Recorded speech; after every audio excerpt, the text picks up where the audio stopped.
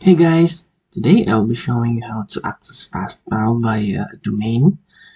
Instead of using this IP address, we will be using a domain to access our FastPanel. Well, in your FastPanel, just go to this option. Below the settings is main, click the main. Click panel addresses and click address. We'll use our domain. Click save and we'll issue an SSL for this. We'll use Let's Encrypt. Let's click save. That's it. Let's try to access our FastPanel via a domain name.